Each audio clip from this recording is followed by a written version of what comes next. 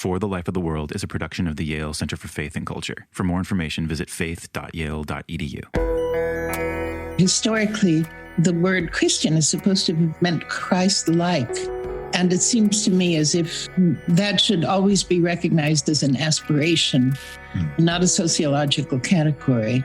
It should also be thought of, I think, as an aspiration that we all fall short of, cannot claim.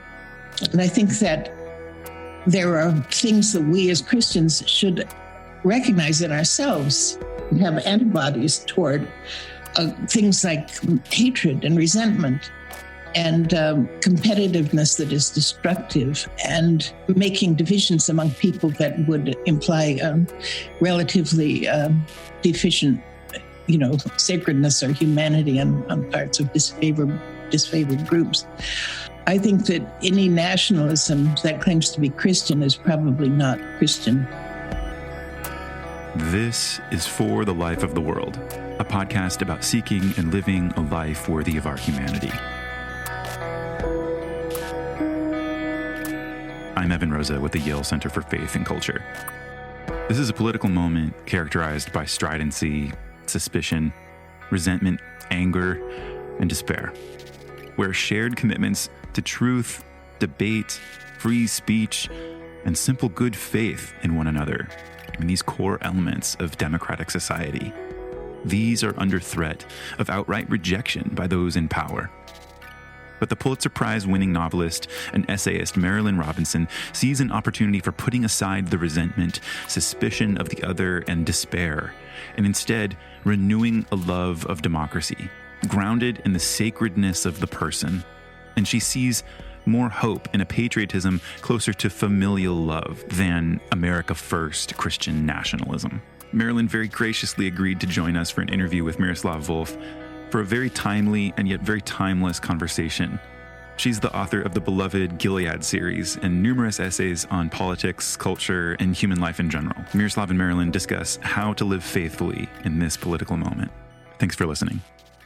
So Marilynne, it's so wonderful to have this conversation with you. Welcome. Thank you. It's very nice. I have read in this wonderful piece that New Yorker did recently about you, that you, after college, applied to study theology, but that you were unable to do so because you didn't receive any scholarship. Yes, that's true. I mean, I could have done it. I read omens, There was some sort of fellowship being offered to people at Brown, and I was supposed to write an essay for it. I did all that, and I thought it was quite a good essay, but they thought they had found a better essay. I came in second, and I took this to be a sign that I should do something else. I was looking for anything to tip me off, So it wasn't a sort of hardship thing. It was reading the signs. I think that administrators should have taken more care to read that application.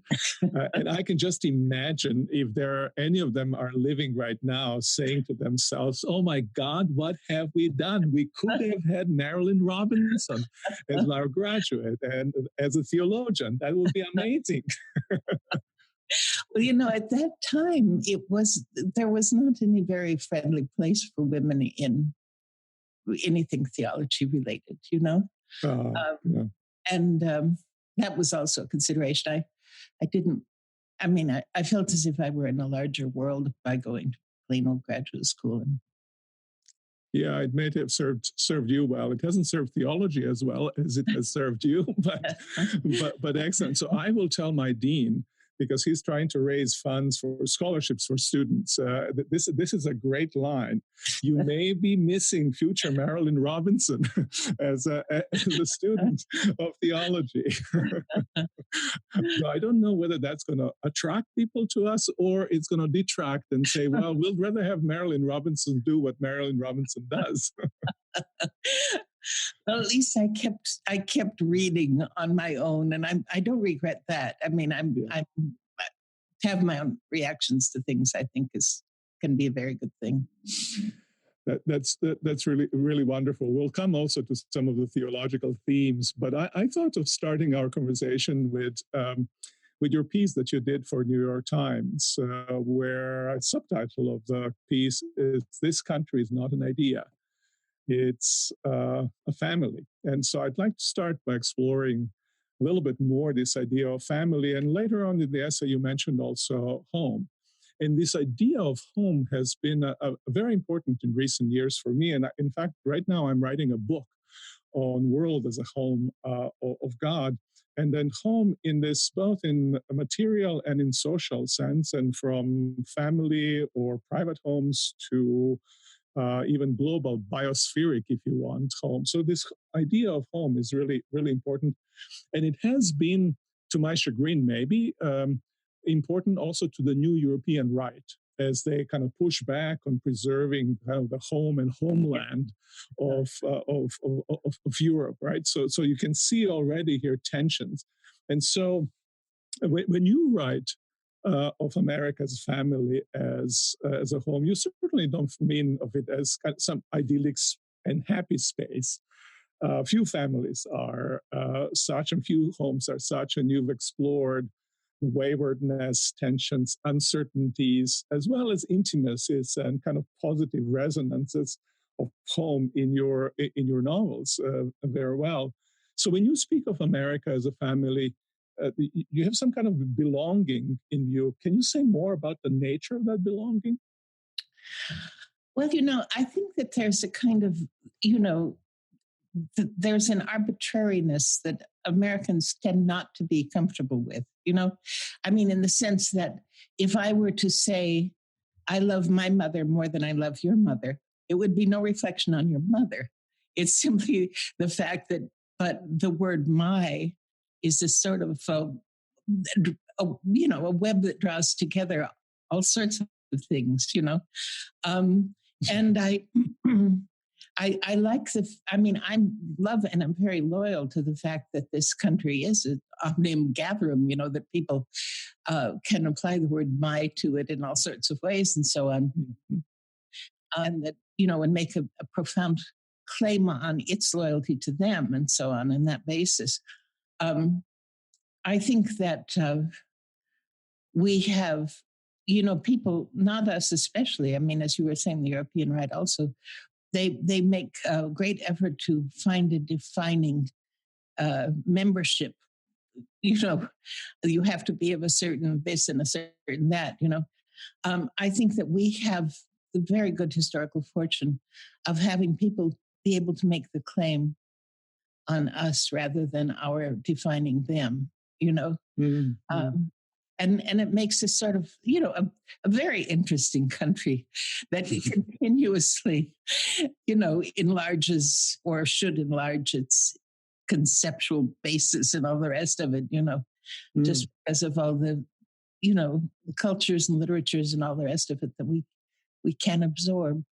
So it's kind of an expansive and expanding notion of family. But you draw, I should say not but, I should say and, you draw radical conclusions from this. In this essay, you say, a family should take practical steps to ease one another through hard times, to preserve the integrity of home as a special refuge. What does that mean concretely for you, this easing others in time of hardship? Well, I think that, most of us have either had difficulty or know people who have everybody has difficulty, right? I think that there's a tendency in this particularly painful period in our history to talk about, things like losers and so on, that to bring that kind of standard to bear as if you had to vie for the status of member of a family, when in fact, if a family's healthy, that's never an issue, I have a lot of contempt for this idea that people can, fail in a way that makes them contemptible. It's just, Mozart. How many how many people of massive talent have in fact sort of died of malnutrition. I mean, that the world is not just. And to the extent that we can create justice, we do it generously by refusing to make judgments of that kind, Right. And you root the family not in Blut und Boden, as you spoke earlier. It's not territorial, or it's not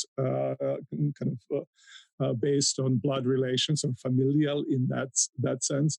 You don't also, I take it, and that's where I want to maybe ask you, you don't also root it in the common cultural heritage, right? It's folks from various parts of the world have come to this country. And you speak about human beings being sacred and therefore equal. And then suggests that this sacredness and equality of people, if we would just let them, they would make out of us a family. So how does that work? How does sacredness of human beings create family out of us? Well, we are a radical departure from the order of things in the universe, we human beings. I mean, there are all sorts of marvelous things that exist, that have been created. Nothing like us.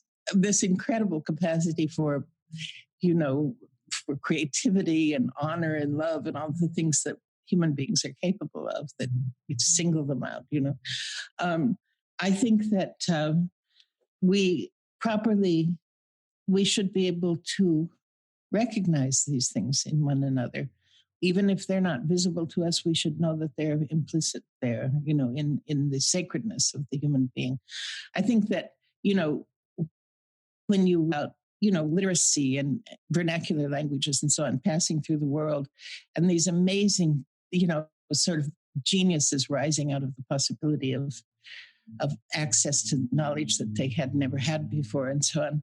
I think that you can extend that indefinitely, illimitably.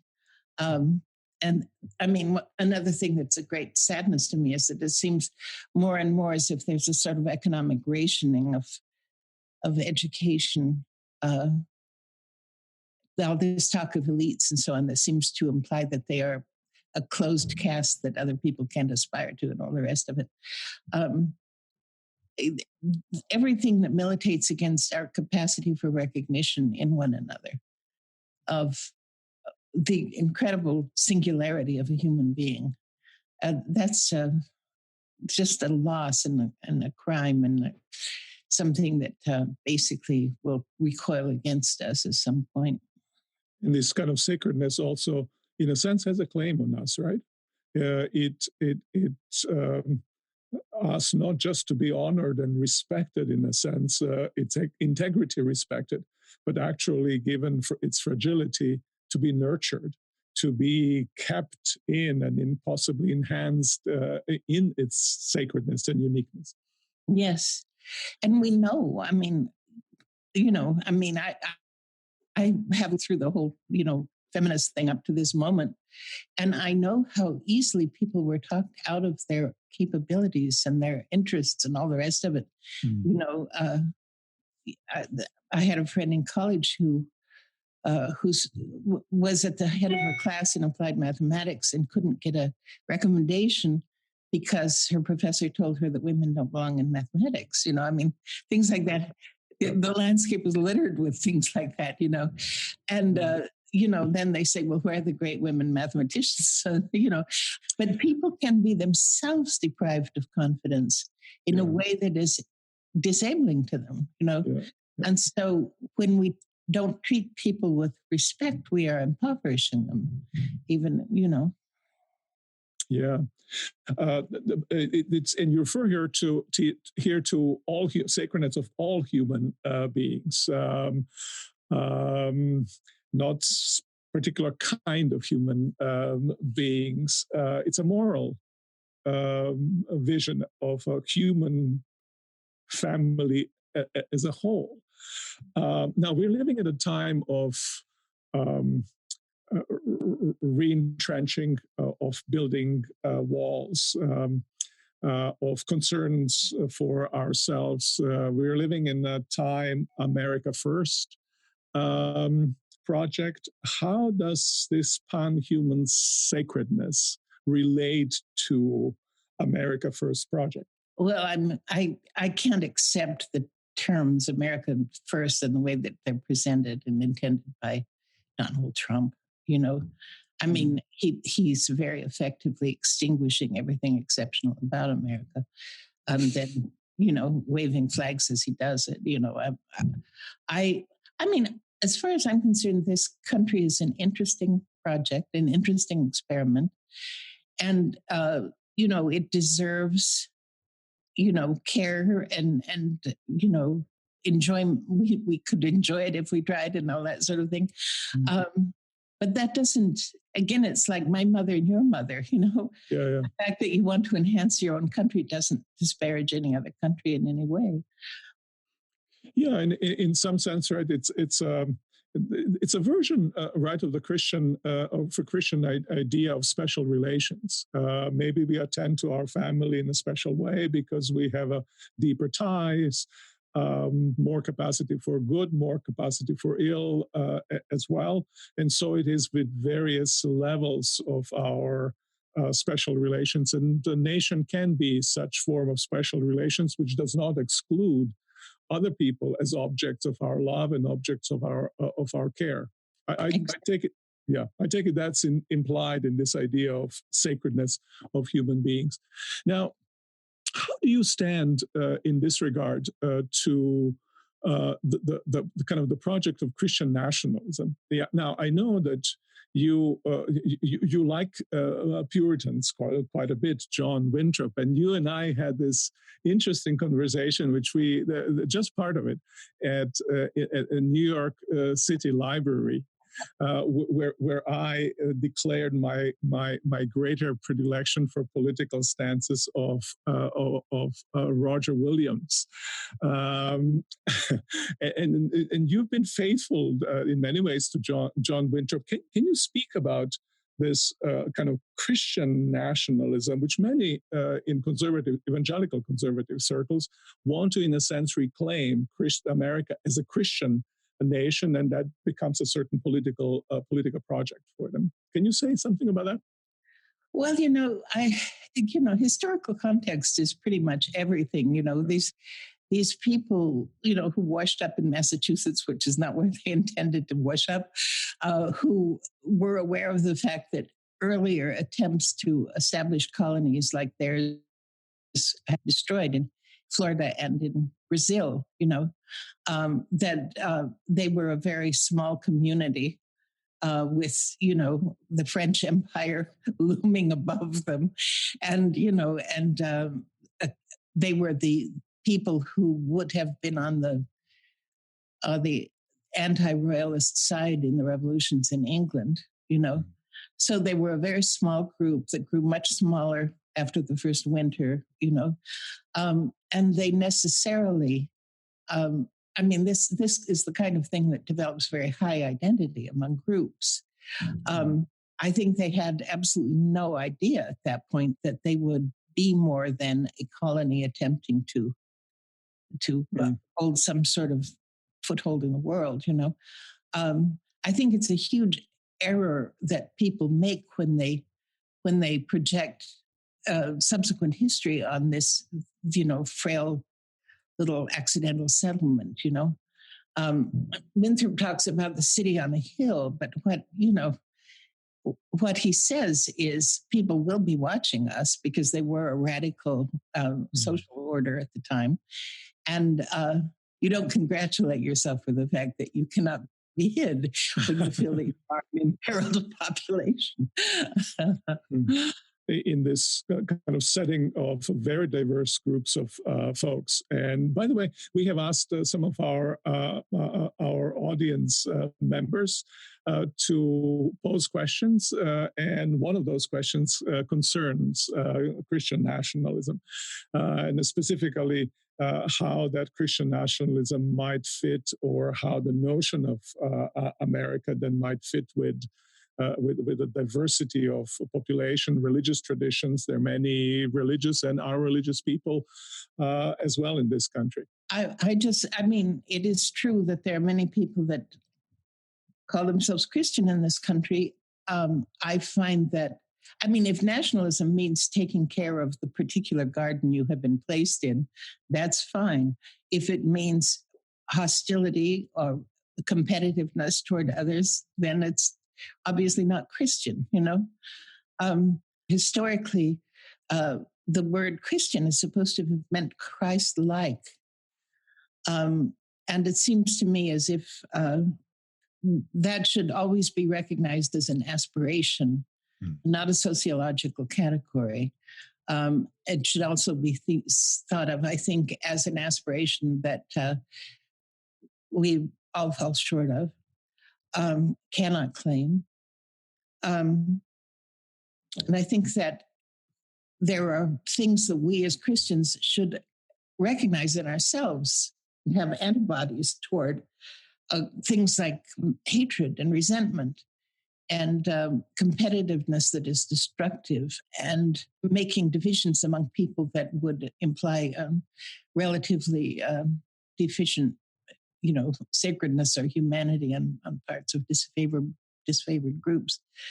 I think that any nationalism that claims to be Christian is probably not Christian. You have this wonderful conversation that you had with President Obama, or actually the other way around, that he had with you. I was so fascinated that he offered for you the designation of a theologian, which he then qualified as somebody who cares a lot about Christian thought. I'll take both of those as synonymous, and so it's wonderful in that regard to claim you as part of our tribe. But one of the things that he did there, and that the two of you did in that interview, is he connected your interest in Christianity with your concern about democracy. And I take it that continues to be your concern, especially in the last 5 years. We have seen increasingly how democracy has lost on reputation for various reasons. And one can say that in some ways democracy is in crisis. And that's not just because of an authoritarian president. It's because various reasons, but also in particular, young people seem not to care particularly much for democracy. They're interested more in achieving certain ends than in the means by which those ends are achieved. And as I was listening and thinking about that, it reminded me of the days after the downfall of Soviet Union, when Russia was going through a certain kind of economic also crisis. And the question was, what's going to happen with democracy? And when I talked to some of my friends there, most people, they think, if we are going to choose between bread and democracy, we're going to choose bread. Right now, some people might think, well, if we need to choose between prosperity and democracy, we're going to choose prosperity. And if we need to choose between whatever it is, that's what we are going to choose, as if democracy were not a value in its own right.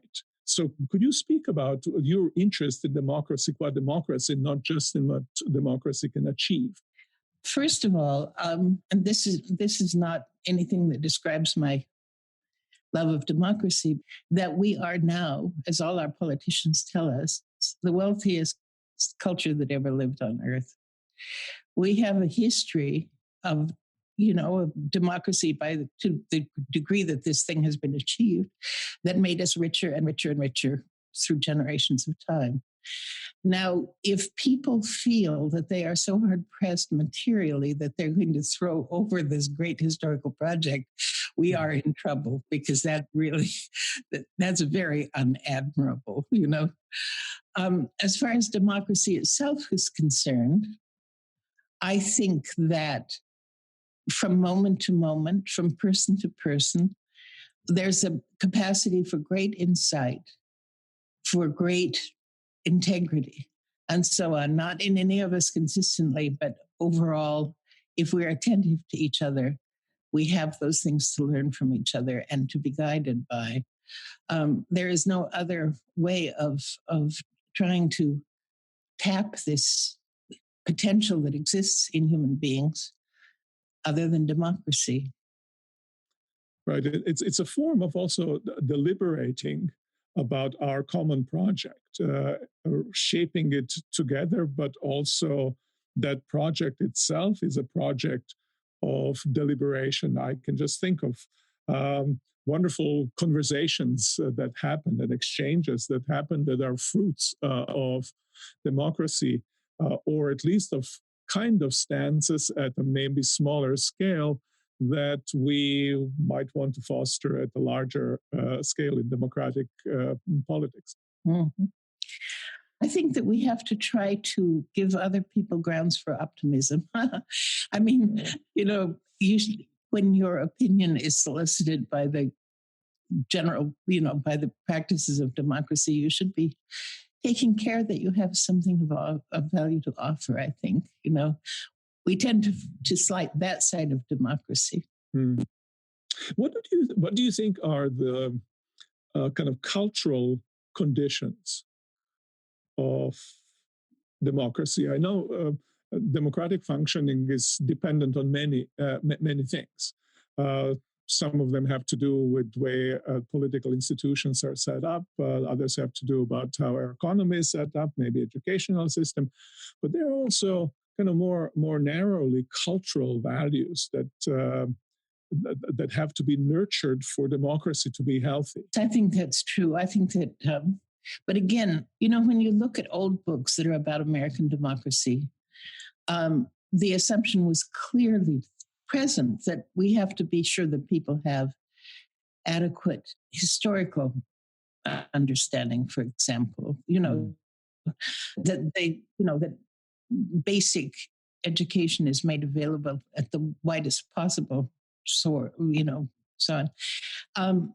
We haven't looked, we act as if democracy were just a slightly more complicated way of drawing straws or something, when in fact the assumption behind it is that the society will acculturate people to feel that they have soundly based opinions and that they are free to express them. But even earlier, I agree. So it's a kind of a nurturing, discerning judgment and the mind in terms of through education and other means. But I'm just wondering also about presumably something like a sense that human beings are in whatever way sacred. Maybe everybody won't express it in terms of sacredness, but that they demand our respect. And so it seems to me that anything that undermines the respect for each individual person, today we think of the discourse that we're gotten used to, where we have this barrage of dysphemisms that are unleashed upon especially one's adversaries. They're monsters, they're animals. It reminds me of earlier vocabulary during Nazi Germany. They're all vermin, and similar things you had in Rwanda. Whenever you have these strong conflicts, people tend to want to dehumanize other human beings, let alone hold them as sacred. And so what do you think, what are our resources to have folks return back to holding one another sacred, which is a condition of us being truly a family?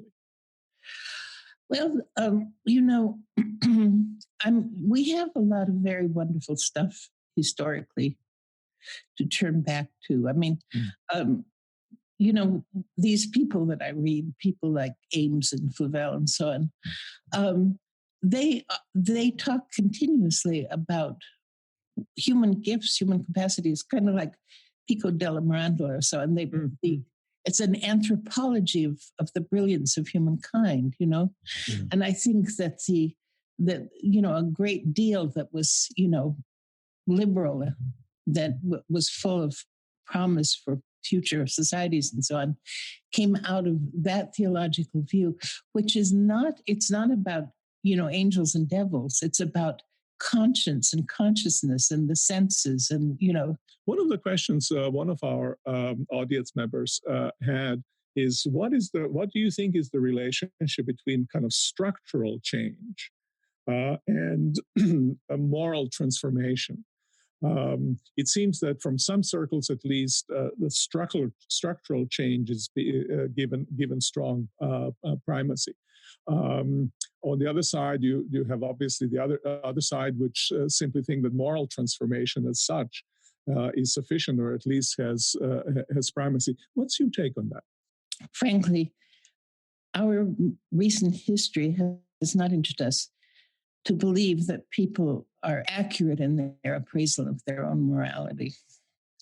I mean, one of the things that drives me crazy is that many of the deprivations that are structural in the society that are people resist any change because, it's supposed to build your character to be insulted and injured.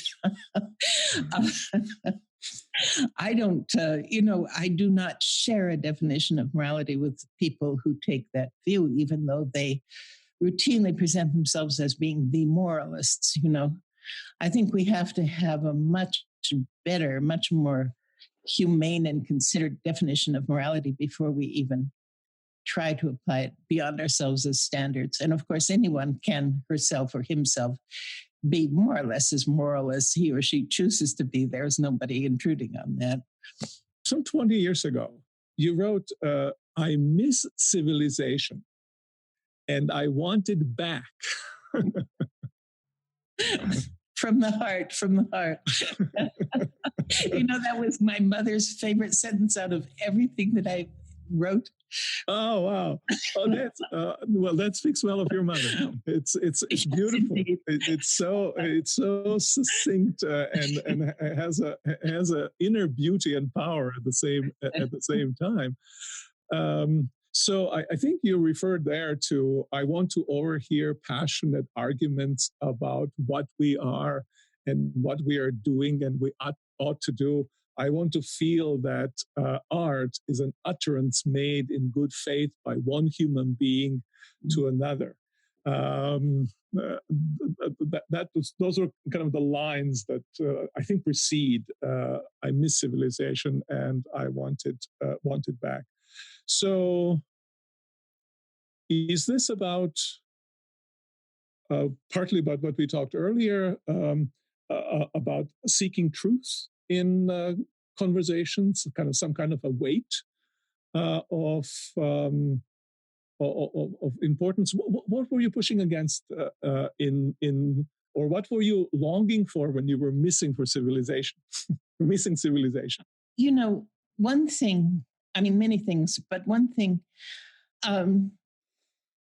the terms in which we understood our own civilization or our own culture, just to avoid confusion, it became very harsh. And you hear this, and again, I'm talking about within the terrain of my, identification. People began saying, Americans only care about money. Americans do resist education. Americans this, Americans that, And there was always this sort of implied but never identified ideal other of whom these things were not true. If you're going to make comparisons, you have to understand that there have to be two terms at least to the comparison, right? So, what it usually came down to is that, if you imagined somebody living life perfectly, you would not find an American who did that. True, but there's a way in which we have undermined the cultural seriousness of much that we do, films and television, all sorts of things, because we have this idea that we're basically, feeding mice to snakes or something, which is not civilization. I think about democracy and the almost the attitude that I perceive, that I sometimes detect in myself. If truth is against me, why should I be for the truth? So that kind of truth is kind of instrumental way of relating to the world, but not something that ought to be honored at one's own expense. Do you think something of that sort is essential to democracy, for us to retrieve the value of truth qua truth? Yes, absolutely. I think that, I think that many things would enhance our capacity for democracy. Courtesy, because courtesy, at least in its best expressions, does not distinguish courtesy toward anyone as courtesy toward anyone else, And this is something that makes people available to one another, as, it establishes a certain level of trust, which we, God knows, sorely lack now, And, I think I'm just talking over the top of my head, but I think that if we sat down and thought about it, would find all kinds of ways to enhance democracy, putting a huge value on personal ethics being one. Right. When you spoke about courtesies, obviously this is kind of almost like Victorian morality, and sometimes is looked down upon. But it's a very important moral component to it that requires honoring. One of my favorite lines, I think, must be favorite lines or favorite command in the entire Bible, and it has only 2 words, and it comes from 1 Peter. And it reads, everyone. Honor everyone. Bravo.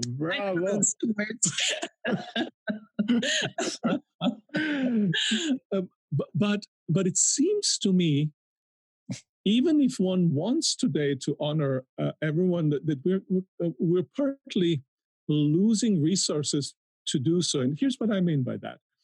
I think honoring everybody presupposes a fundamental distinction between person who ought to be deemed who is sacred and ought to be honored as something of incomparable worth, and what they do, and even what kind of character they have, which is what we evaluate, which is what we say it's a lesser or greater value, which can be excellent, which can be debased. But I find, and I want to see how you respond to that. I'm not sure that we make that distinction readily. It's baked in. It's a foundational stone of Luther and foundational stone of Calvin, right? This distinction between the two. But today somehow we push against it, and then suddenly honor everybody becomes very difficult. How can I honor somebody who is acting in dishonorable ways? Well, that's a very interesting problem. But I think that we always have to fall back to the position that Christianity asks us to do things that seem on their face impossible. Love your enemy and so on. So the fact that it's impossible is not disqualifying. But at the same time, I think we have special problems now, a kind of recurrence of something that has happened historically in the West. I think something like, I was reading some of these QAnon theories, memes, whatever they are.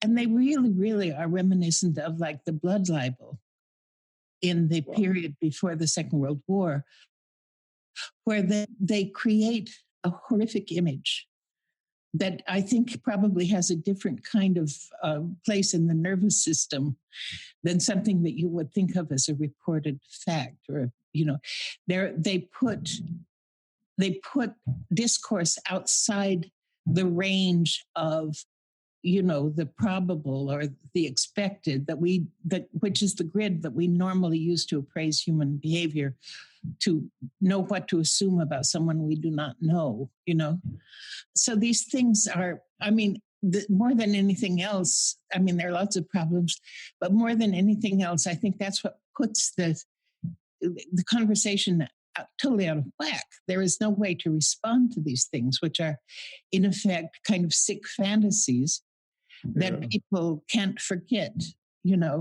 and that contaminate the people with whom they are arbitrarily associated. Mm-hmm.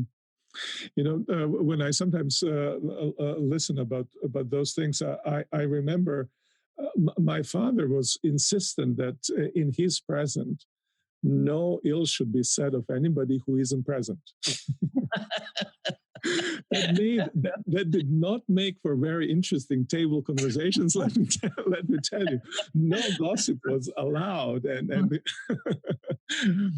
but there's something extraordinary, I think, when I think about it, in a sense that honors the other person, another person's kind of presumptions that they have something to say about themselves, in order to present themselves as they want to be seen, rather than the first impression that I have of them is what I will go with, and I will also twist it in a more negative way to suit some of my maybe fancy of a nice story that I'm telling, or fancy some power move that I want to make. I think that also there's in the consciousness that is responsive to these kinds of slanders, there is a kind of demonism, as a part of the construction of the world from their point of view, which means that things are happening that are basically that derive from something outside human interactions. And I mean, again, how do you speak to that? But it goes right back to witch burning and all the rest of it. Yeah. But you speak in that interview with President Obama that democracy requires willingness to assume well about people, which means some kind of initial trust, and that trust presumes trustworthiness and therefore some kind of base goodness. Now, you and I come from the tradition which is often accused of having very dour view of humanity, original sin. And I didn't know that about you either, that one of your earliest, the text that turned you toward theology was Jonathan Edwards on original sin. I'll have to read that. It's about all sorts of things. It's really about time and causality. That's what it's about. Oh, I see. Well, see, I was just going to say, I've got to read it because I've never read that text. Where I was headed with this, before that digression to Jonathan Edwards, where I was headed with this is that, notwithstanding emphasis even on tatedness of human beings, there's kind of more fundamental than this is a kind of primordial goodness of people, notwithstanding that. And when I read your novels, that seems to me to kind of shine through the kind of primordial goodness, notwithstanding the fallenness, frailty, whatever we are, cracked vessels. Can you speak about bearing on this for nurturing democracy? Well, I myself think of original sin as a brilliant idea because it means that everyone will sin, and it means that I will sin too. Yeah. And that means, and not out of a special viciousness of my own character, but because as a human being, that is my lot, Yeah. So the categorical pardon is built into the idea of original sin. And I think that that's what we need, really. I think that's brilliant, Yeah. Part of the reason I like the Puritans is because they, despite this completely groundless reputation they have, they never assume their own purity or their own righteousness. That the whole conceptual model would forbid that. Yeah, in a sense, it's no accident that original sin ends up being emphasized by the reformers at the same time when the idea of the grace is heightened. Right. So the kind of radicality of grace kind of matches the sense of taintedness, inescapable taintedness, and kind of catches it, so to speak, right? Exactly. Catches human being and notwithstanding of that. But a default stance in many settings, and that's also what you talk about this in this interview about, is a kind of suspicion, not just mistrust for us, but often suspicion. We approach things, texts often, and also people with the stance of an interrogator. Texts and people are presumed to be guilty until somehow they're proven innocent. And I mean, anybody who looks hard enough will always find something to justify suspicion. You know, I was mildly interrogated when I was back in former Yugoslavia and serving mandatory military service by Secret Service. And they're constantly finding stuff that they could latch onto, and interrogations can go interminably because you can always twist something to make it look as if something mischievous was going on. But how does one return to the how does one see human beings with the eyes of grace, not blind to their foibles and faults, but again as those worthy of our affection and of nurture? Again, how do you relate the your relation to your character is what it seems like one ought to emulate in ways in which one relates to the concrete people. Well, I'm very glad that's true, that you feel that way. I love my Tell us your secret, though. I was not complimenting you simply. That's well known. I want to know your secret. Well, I love my characters, and frankly, I'm the dealer in this particular situation, you know. Well, there we go. And I have to be fair about the fact that the problems that I create don't overwhelm me. But you know, but it's also true, I think, you know, that your good Lutheran Dietrich Bonhoeffer talked about costly grace, you know. And I think something that this present era of Christian thought, to the extent that it deserves the name, sorry, but you know, that it puts... You didn't give it a name. It puts all this into a worldly context, you know, how you have to be suspicious because somebody might intend you harm, you know, you might, you know, that used car dealer might, you know, be about to do something terrible. So of a financial kind. And so you have to this and that, you know. I think that grace, to the extent that we can offer it to one another, can be assumed to come with a cost. You know, I mean, I think that Christianity tells us that in many circumstances you will come out on the wrong side of the thing. You know, you will get slapped on the other cheek. You know, I mean, how can we claim to be a Christian civilization when we put aside the most compelling and most difficult demands that Christianity makes? And they certainly mean that you honor everyone, even the emperor who probably wants you dead, you know? It's a challenge. I think that I'm returning back to democracy. It's a challenge that we are presented. We often think of the major issues that we're facing today in the current political moment are kind of political challenges of the practical kinds of ways. And I do think that there are really very important challenges. In no way I want to minimize them. For instance, being about healthcare, about respect for people of color, about environment, about economic prosperity, whatever they are. But somehow I've been struck in this era how much our political challenges are challenges about our humanity. Who what does it mean to be human, and what's worth aspiring to as a human being, and how one lives together as a community with aspiration of truly humane life.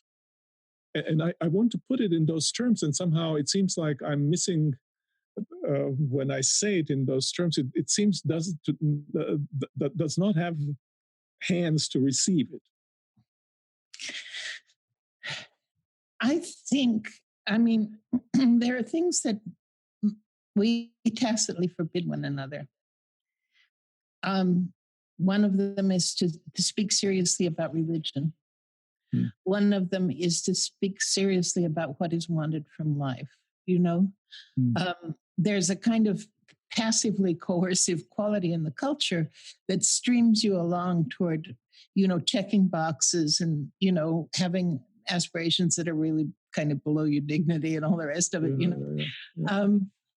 I think that if we could simply free the speech that is the voice that is great within us, you would find that there is in the culture a huge craving for exactly that they cannot express a craving for.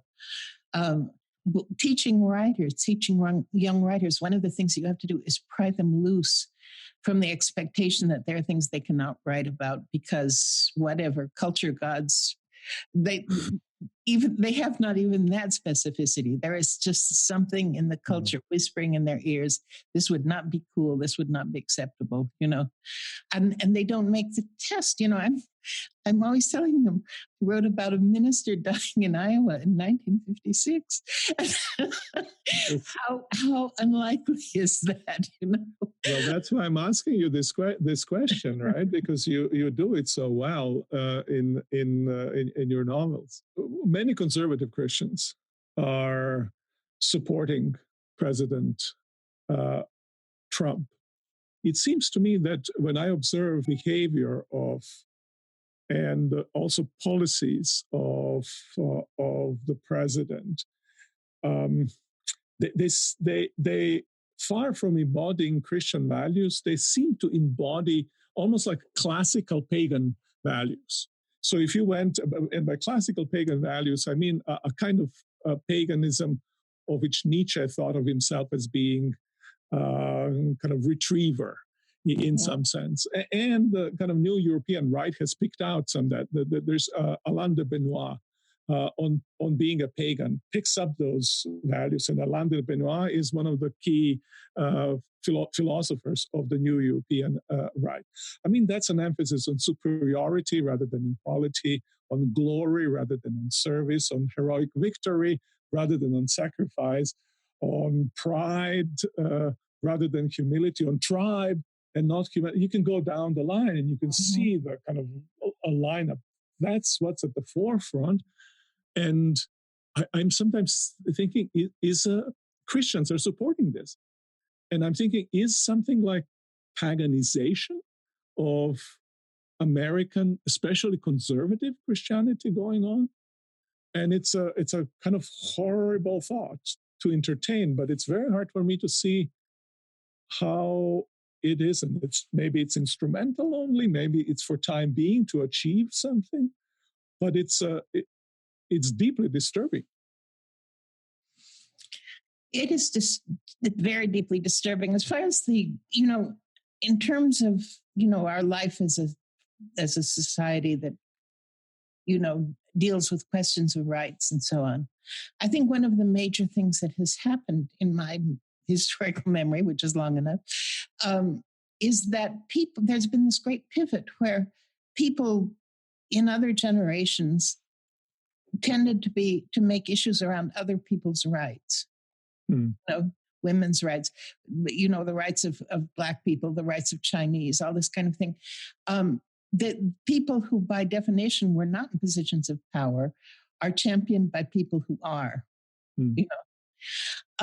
That turned around, and now everyone is a fairly ferocious defender of his or her own rights, which means that the idea of the culture as an overarching whole is I mean, the idea of the wholeness of the culture is lost. There's also the fact that people, if they can be very touchy about their rights. They can invent rights nobody ever had before.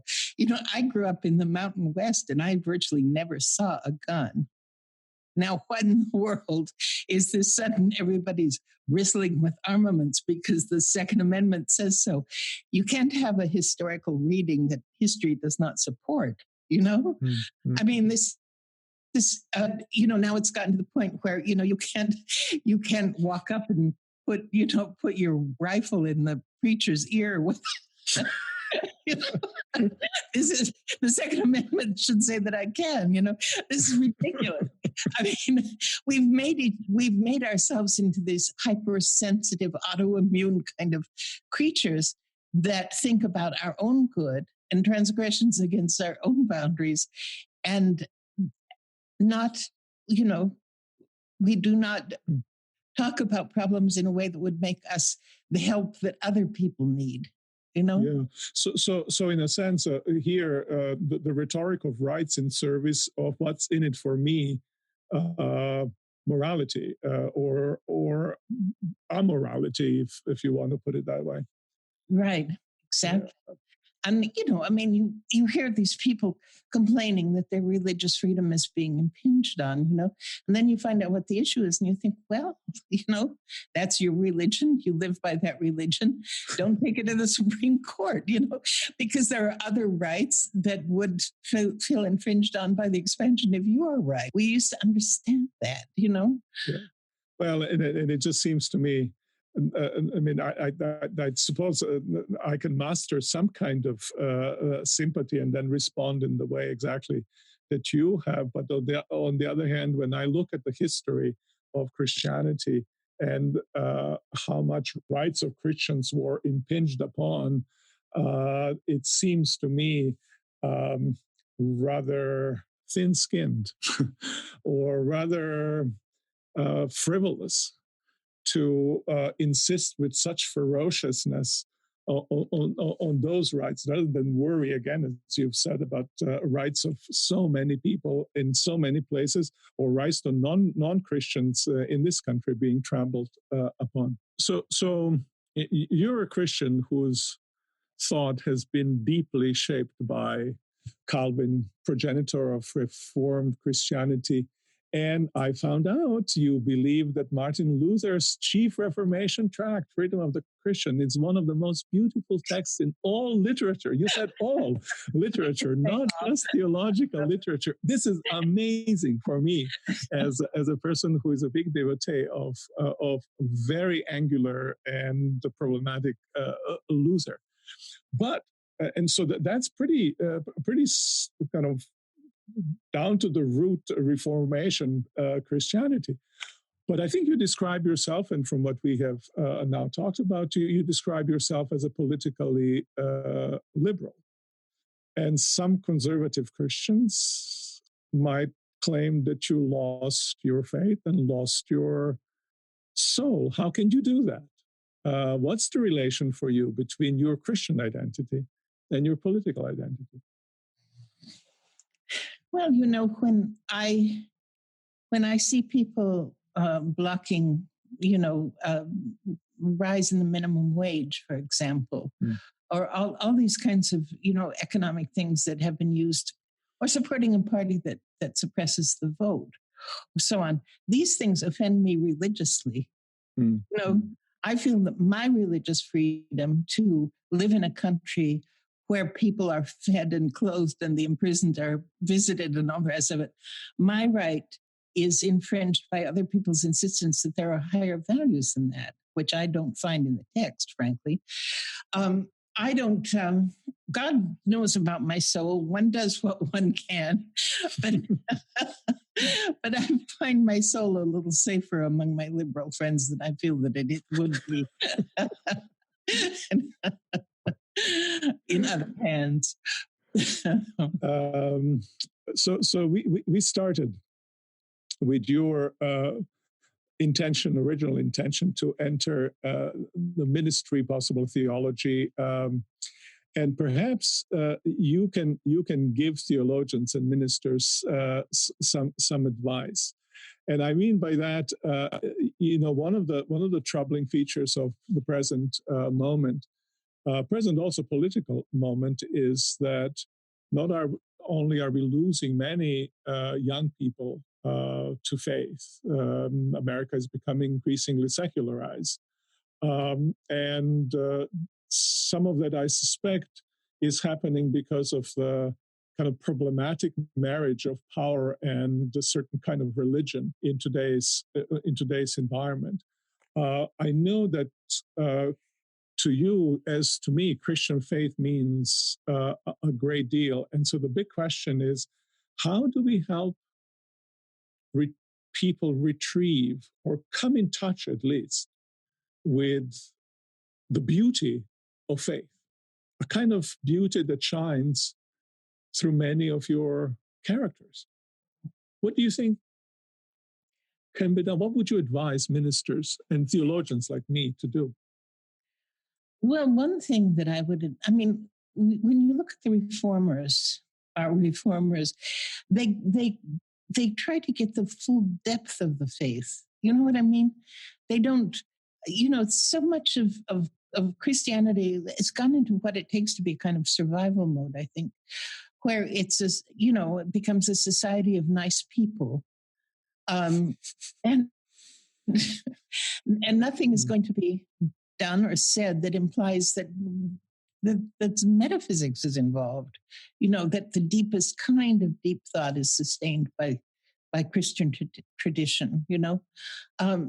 It's a condescension, and it one of the things that I have found out from the way I teach, the way I approach Moby Dick and so on. Theology is very beautiful. Metaphysics is very beautiful.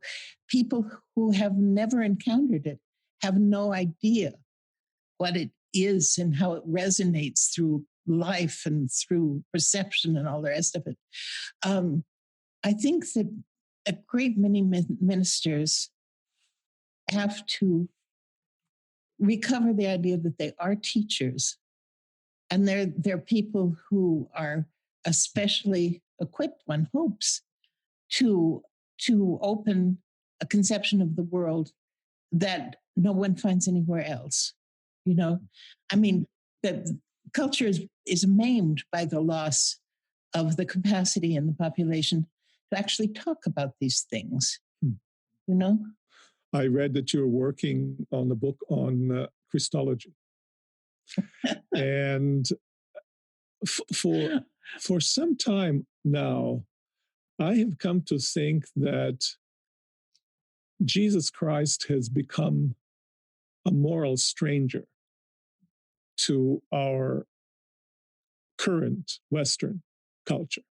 I almost think almost everything we think is really important wasn't important to him. And almost everything that was really important to him isn't important to us.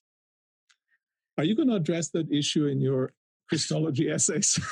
Well, I will. I have so many. I was supposed to write a book on the Old Testament too. I don't know in what order all of these visionary books of mine will actually come into the world. But, I was taking actually a course by Zoom, my church, on the book of Mark.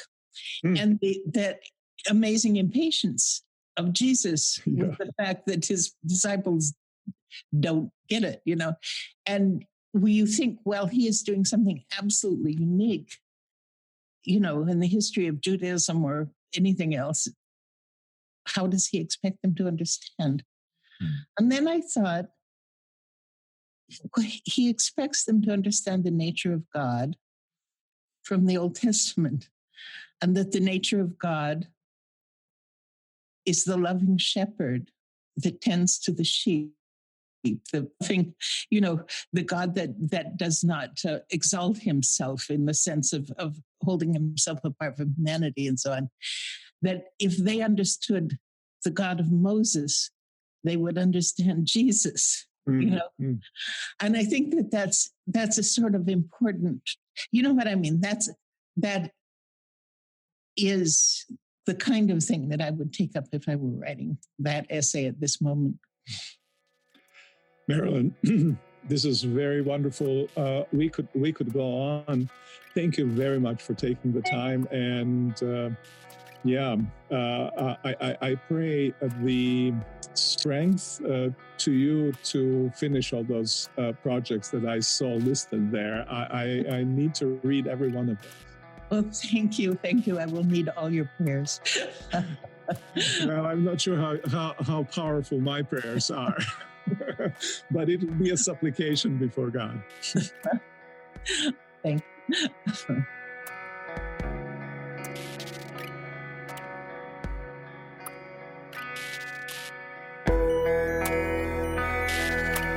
For the Life of the World is a production of the Yale Center for Faith and Culture at Yale Divinity School.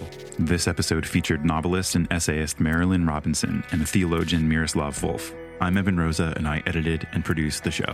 For more information, visit us online at faith.yale.edu. New episodes drop every Saturday, and you can subscribe through any podcast app. We hope you're enjoying the show, and we hope that you'd consider supporting us. 3 ways that you can do that are as follows. You can share the show with a friend by text or email, and then I hope you talk about it. You could post it on your social feed, or you could open up Apple Podcasts right now, just after listening, to review and rate the show. Now, we're asking you to share and support us because maintaining human connection is really important these days. We were not meant to live at distance from one another.